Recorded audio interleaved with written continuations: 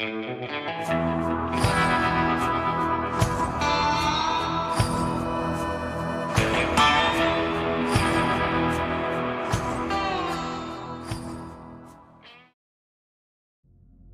Humphreys Miller was just a boy of only 16 when he took an interest in painting the Indians at Pine Ridge Reservation. The year was 1935. Despite his youth, David had been painting and sketching for years, and he held a special talent for someone who was so young. He was inquisitive and wanted to learn. He took a deep interest in the Indian culture, learning 14 different languages or dialects, including sign languages. He lived with them at times and immersed himself in all facets of their lives. He became so accepted by the Indians at Pine Ridge that he was adopted into 16 separate families. As he painted the veterans of the Battle of the Little Bighorn, he would interview them about the fight, asking questions about their role and what they knew about the role of others. 72 Little Bighorn warriors had their portraits painted. Most were in their 70s, 80s, or older. Miller organized the last reunion of the 9 native veterans of the battle, still alive, in 1948. Pictured here from the left are Little Warrior, Pemmican, Little Soldier, Dewey Beard, Black Elk, John Sitting Bull, High Eagle, Iron Hawk, and Comes Again. One of the warriors' accounts that stands apart from others is that of White Cow Bull, who believes that he shot Custer in the heart while he was looking for a way to cross the river. Here is White Cow Bull's account of that event. I looked across the ford and saw that the soldiers had stopped at the edge of the river. I had never seen white soldiers before, so I remember thinking how pink and hairy they looked. One white man had little hairs on his face and was wearing a big hat and a buckskin jacket. He was riding a fine-looking big horse, a sorrel, with a blazed face and 4 white stockings.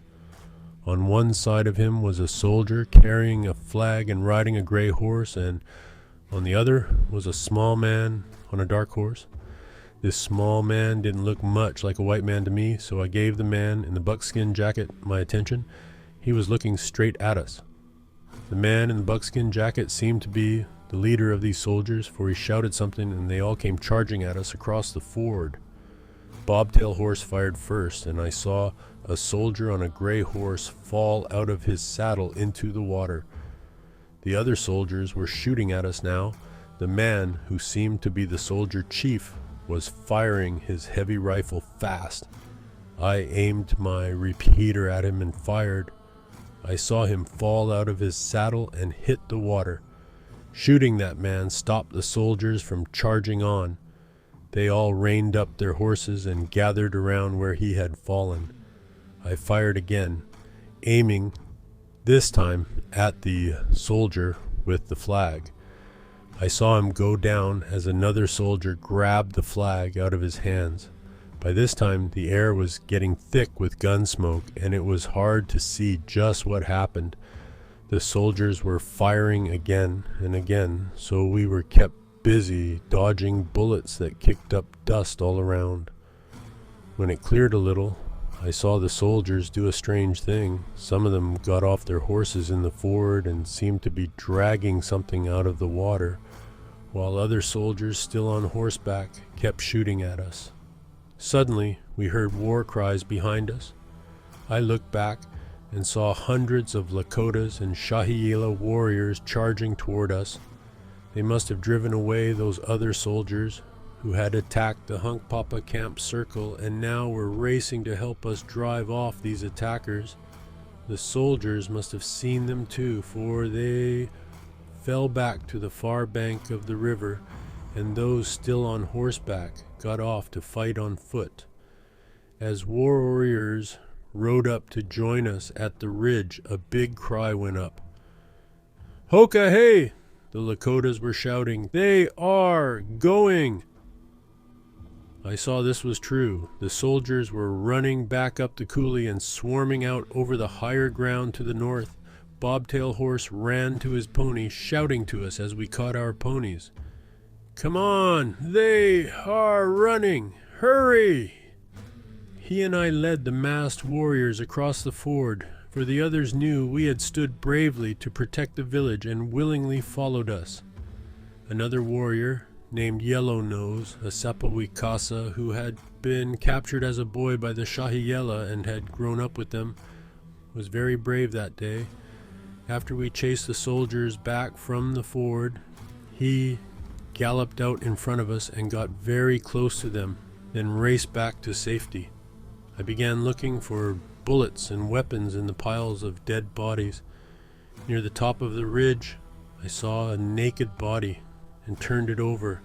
The face had little hairs on it and looked like the white man who had worn the buckskin jacket and had looked at me across the ford, the same one I had shot off his horse. I remembered how close some of his bullets had come, so I thought I would take the medicine of his trigger finger to make me an even better shot.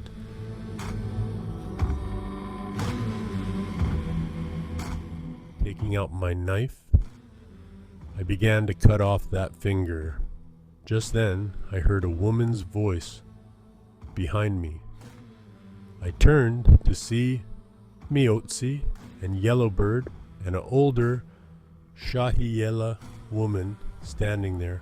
The older woman pointed to the white man's body, saying, "He is our relative." Then she signed for me to go away.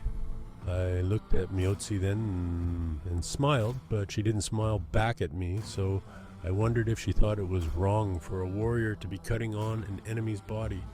I decided she wouldn't be as proud of me if I cut off the white man's finger, and I moved away, pretending to be busy looking for bullets. I glanced back. Miotsi was looking down at the body while the older woman poked her sewing awl deep into each of the white man's ears. I heard her say, "So long hair will hear better in the spirit land."